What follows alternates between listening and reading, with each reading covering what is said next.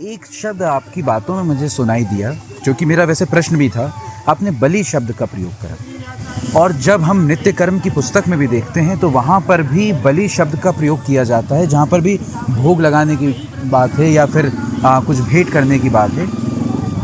ये जो बलि शब्द है, आम तौर पर जनमानस में बलि का अर्थ है पशु हिंसा करना, किसी की हत्या कर देना, देवी देवताओं की तृप्ति के लिए, ऐसा कुछ।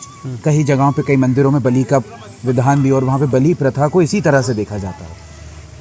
परंतु हमारे यहाँ पे हम देखते हैं कि हम जिस परंपरा से आते हैं वहाँ पर जीव हत्या को तो बहुत बुरा माना जाता है। यहाँ पर ये जो बलि शब्द का प्रयोग है, क्या है इसका अर्थ? देखिए, बलि का एक साधारण सा अर्थ है, आप महाराज बलि पे चले जाइए। अच्छा।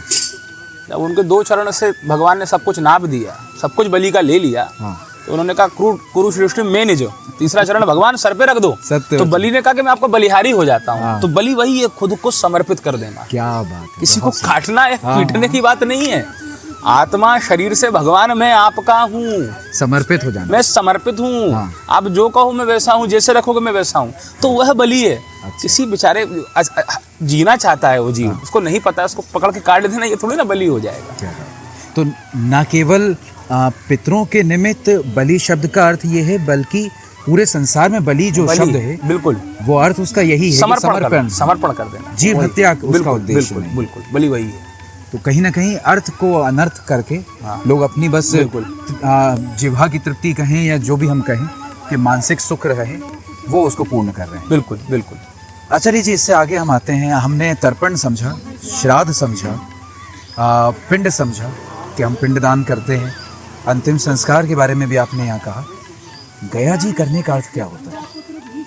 देखिए, आचार्य डॉक्टर रामाधार उपाध्याय विद्या वाचस्पति जी महाराज, तुलसी पीठाधिपति जगतगुरु श्री रामानंदाचार्य स्वामी रामभद्राचार्य जी महाराज, स्वाहा और एक होती है स्वधा, और कहा ये भी ना मिले तो बोले घास को उखाड़ करके भगवान विष्णु के पसीने से तिल की उत्पत्ति बताई है। पृथ्वी पर जो रोम गिरे उससे कुशा बन गए। आजकल तो बहुत आम है वो पितृदोष चिल्लाते हैं। यहाँ पर ये जो बलि शब्द का प्रयोग है, क्या है इसका अर्थ? गया जी करने का अर्थ क्या होता है? का शरीर, गया एक असुर था, गयासुर। गया करके आ जाइए, फिर कुछ करने की आवश्यकता। हाँ। तो तुम्हारी माँ मर रही है तो उसको छोड़ के चले जाओगे, ऐसे तार्किक बनोगे। तर्पण की प्रक्रिया यह होती है कि मोक्ष एक अलग विषय है। क्या स्त्रियों को ये सब क्रिया करने का अधिकार है? जल देने की विधि भी अलग अलग होती है, उसके बारे में अगर आप कुछ बताएं।